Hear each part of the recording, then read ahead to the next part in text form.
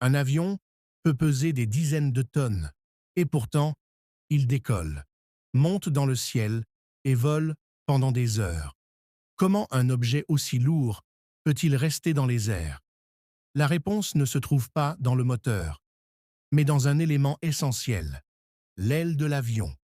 Dans cette vidéo, je vais t'expliquer simplement et clairement comment les ailes permettent à un avion de voler.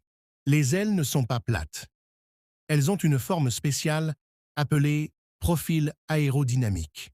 Le dessus de l'aile est légèrement bombé, tandis que le dessous est plus plat.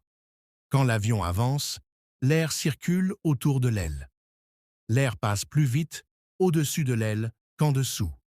Cette différence de vitesse crée une différence de pression. La pression est plus faible au-dessus et plus forte en dessous. Cette pression pousse l'aile vers le haut. C'est exactement comme ça que la portance est créée. Mais la forme seule ne suffit pas. Pour produire assez de portance, l'avion doit aller vite.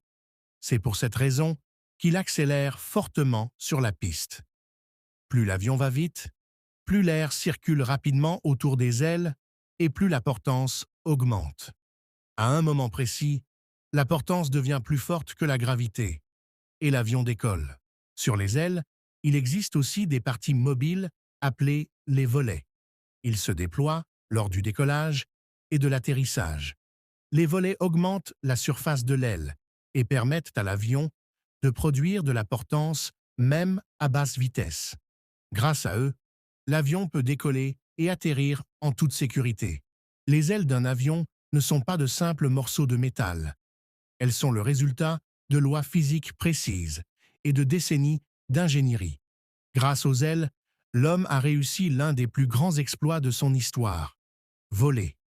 Si cette vidéo t'a aidé à mieux comprendre l'aviation, n'oublie pas de liker, de t'abonner et de partager autour de toi.